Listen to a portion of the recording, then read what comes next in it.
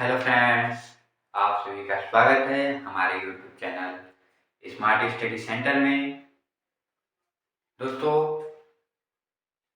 जो हम lesson start किए हैं सेल, उसमें आज हम ये तीसरा वीडियो बना रहे हैं स्ट्रक्चर ऑफ सेल, यानी कोशिका की संरचना। इससे पहले सेल की हमने 2 वीडियो बना दी है, जिसमें हमने सेल के बारे में बात किया है, व्हाट इज सेल यानी सेल क्या है, और टाइप्स ऑफ सेल, सेल के प्रकार क्या हैं, हमारे बॉडी की सबसे बड़ी सेल, सबसे लंबी सेल और सबसे छोटी सेल कौन कौन सी है, ये सब कुछ हम बता दिए हैं। अगर आप उस वीडियो को नहीं देखे हैं तो वीडियो के डिस्क्रिप्शन में मैं उन दोनों वीडियो का लिंक दे दूंगा, आप वहां से जाकर उस वीडियो को देख लीजिएगा।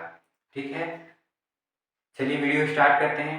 वीडियो स्टार्ट करने से पहले आपसे एक छोटी सी रिक्वेस्ट है कि अगर वीडियो अच्छी लगी तो लाइक कर दीजिएगा, कमेंट कर दीजिएगा और साथ ही साथ चैनल को सब्सक्राइब कर दीजिएगा। यदि आप हमारे चैनल पर नए हैं तो चैनल को सब्सक्राइब करके बेल आइकन को प्रेस कर दीजिएगा, जिससे जब भी मैं कोई वीडियो अपलोड करूंगा उसका नोटिफिकेशन आपके पास पहुंच जाएगा।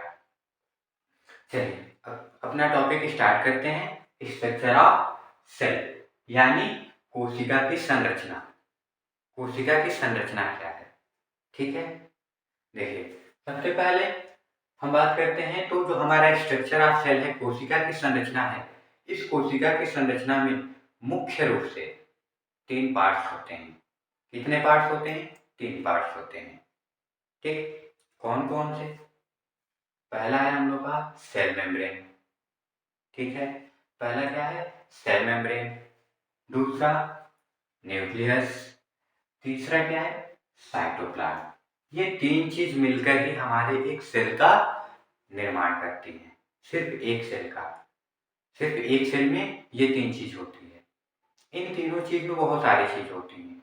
ठीक है, जैसे हम बात करते हैं सबसे पहले सेल मेम्ब्रेन की, तो सेल मेम्ब्रेन की बात करेंगे तो सेल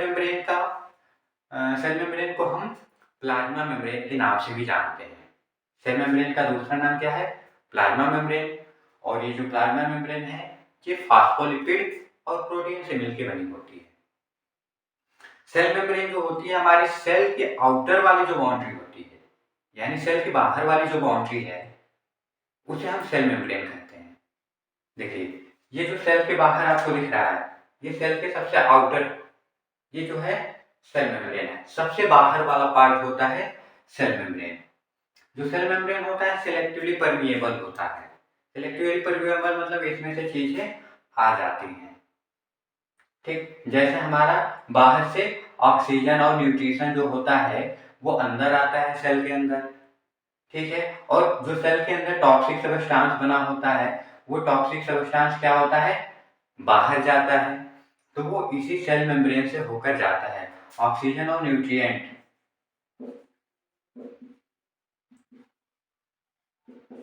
वो सेल मेम्ब्रेन से होकर अंदर आते हैं और टॉक्सिक सब्सटेंस बाहर जाते हैं।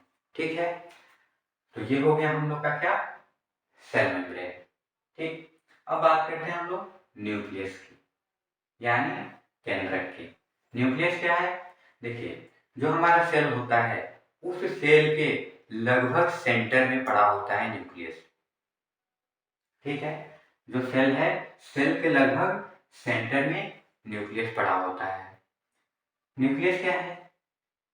तो न्यूक्लियस में ही हमारा जो डीएनए होता है, जेनेटिक मटेरियल, वो न्यूक्लियस के अंदर ही पड़ा होता है। ठीक है, यानी न्यूक्लियस के अंदर डीएनए पड़ा होता है। ठीक, न्यूक्लियस जो होता है उसकी जो लेयर होती है वो ब्रेक होती है, यानी कंटिन्यू नहीं होती है, टुकड़ों में होती है, एक तरह से समझ लीजिए। और इसी न्यूक्लियस के लेयर से ही हमारे जो रफ एंडोप्लाज्मिक रेटिकुलम होता है, RER, जिसे हम शॉर्ट में RER बोलते हैं, ये रफ एंडोप्लाज्मिक रेटिकुलम हमारे न्यूक्लियस से अटैच होता है। ठीक है, न्यूक्लियस के अंदर एक लिक्विड होता है। इस न्यूक्लियस में एक सेमी सॉलिड लिक्विड पाया जाता है जिसे हम न्यूक्लियोप्लाज्म कहते हैं। क्या कहते हैं? न्यूक्लियोप्लाज्म कहते हैं। ठीक है। और इसके बीचों बीच में एक समझिए ये केंद्रक होता है। न्यूक्लियस के अंदर बीचों बीच में केंद्रक होता है जिसे हम न्यूक्लियोलस बोलते हैं। ठीक है, तो ये है हम लोग का न्यूक्लियस। अब बात करते हैं तीसरा पॉइंट जो है हम लोग का साइटोप्लाज्म। साइटोप्लाज्म को क्या बोलते हैं हम? कोशिका द्रव्य। देखिए साइटोप्लाज्म जो है दो वर्ड से मिलकर बना है। एक तो है हम लोग का साइटो और दूसरा है प्लाज्म। ये हम पढ़ा चुके हैं सेल के फर्स्ट पार्ट में। ठीक है, तो साइटो का क्या अर्थ होता है? साइटो का अर्थ होता है सेल और प्लाज्म का अर्थ होता है लिक्विड। ठीक है, तो ये क्या है? एक प्रकार का लिक्विड है। साइटोप्लाज्म क्या है? एक प्रकार का लिक्विड है, एक तरल मटेरियल है, तरल पदार्थ है। ठीक है, जो सेल के अंदर होता है। ठीक है, साइटोप्लाज्म कहाँ होता है? सेल के अंदर होता है। हम कहें तो जो न्यूक्लियस होता है और जो सेल होता है, यानी ये न्यूक्लियस और ये सेल है, तो इसके बीच में जो है ये क्या है हम लोग का? साइटोप्लाज्म। यानी ये सेल मेम्ब्रेन है और ये न्यूक्लियस की लेयर है। इसके बीचों बीच में हम लोग का साइटोप्लाज्म पाया जाता है। ठीक, इसी साइटोप्लाज्म में हमारे सेल की ऑर्गेनेली प्रेजेंट होती है। जो साइटोप्लाज्म होता है उसी साइटोप्लाज्म में हमारे सेल की ऑर्गेनेली प्रेजेंट होती है। कौन कौन सी ऑर्गेनेली होती हैं? तो राइबोसोम्स होता है, ठीक, रफ एंडोप्लाज्मिक रेटिकुलम होता है, स्मूथ एंडोप्लाज्मिक रेटिकुलम होता है, माइक्रोट्यूब्यूल्स होते हैं, गोल्गी अपरेटस होते हैं। देखिए इसको गोल्गी अपरेटस, गोल्गी बॉडी दोनों के नाम से हम जानते हैं। ठीक है, तो इसमें मत कंफ्यूज करिएगा। उसके बाद से माइटोकॉन्ड्रिया होता है, सेंट्रोसोम्स होता है, लाइसोसोम्स होता है, वैक्यूल होता है। ये सारी चीज साइटोप्लाज्म में पाए जाते हैं।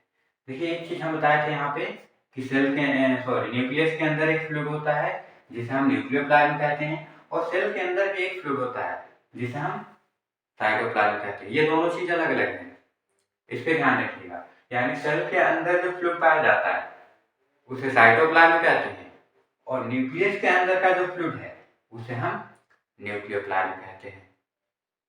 ठीक है, तो ये रहा हम लोग का स्ट्रक्चर ऑफ सेल, यानी कोशिका की संरचना। इतने सब चीजों से मिलकर हमारे कोशिका बनी है। ठीक है, उम्मीद करते हैं आपको वीडियो पसंद आई हो और समझ में आ गई होगी। दोस्तों अगर वीडियो अच्छी लगी हो तो लाइक कर दीजिएगा, कमेंट बॉक्स में जाके कमेंट कर दीजिएगा कि वीडियो कैसी लगी, और यदि आप हमारे चैनल पर नए हैं तो चैनल को सब्सक्राइब कर दीजिएगा, साथ ही साथ बेल आइकन को प्रेस कर दीजिएगा, जिससे जब भी मैं कोई वीडियो अपलोड करूंगा उसका नोटिफिकेशन आपके पास पहुंच जाएगा।